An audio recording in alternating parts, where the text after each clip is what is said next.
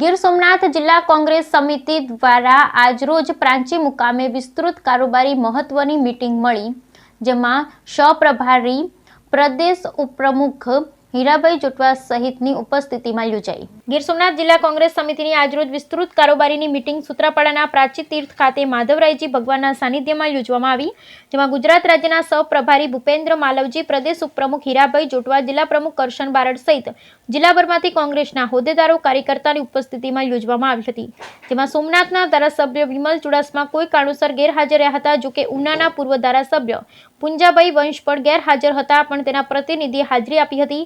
આ બેઠકમાં હાલમાં ચાલી રહેલ ડિમોલિશન મુદ્દે કોંગ્રેસ દ્વારા વિરોધ દર્શાવ્યો હતો।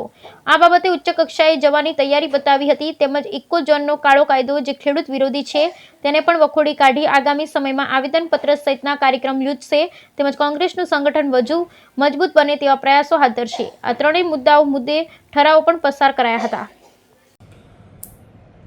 આજે પ્રાચી મુકામે ગીર સોમનાથ જિલ્લા કોંગ્રેસ સમિતિની કારોબારી બોલાવવામાં આવી। એમાં એઆઈસીસીમાંથી ભૂપેન્દ્ર મારવજી જે ગુજરાતના સહપ્રભારી છે અને હીરાભાઈ જોટવા બંનેની ઉપસ્થિતિ હતી। અને આજની કારોબારીમાં એક તો ઇકોઝોનનો મુદ્દાનો ઠરાવ કરવામાં આવ્યો છે।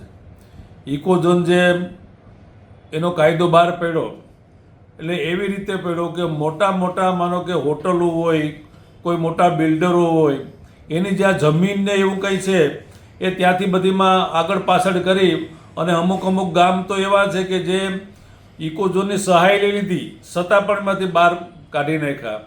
અને એ કાળો કાયદો એવો છે કે ત્યાંના માણસો સાસણ, તાલાળા, ગીરગઢડા, આમ વિસાવદર, મેંદેડા સુધીના એ બોર્ડરના જે ગામડા છે ત્યાંના ખેડૂતો પણ ત્યાં ખેતી નહીં કરી શકે એવી પરિસ્થિતિ થઈ, એટલે એ મુદ્દો ઠરાવવામાં આવ્યો। કામગીરી કરવાની છે એવી કારોબારીમાં વાત થઈ।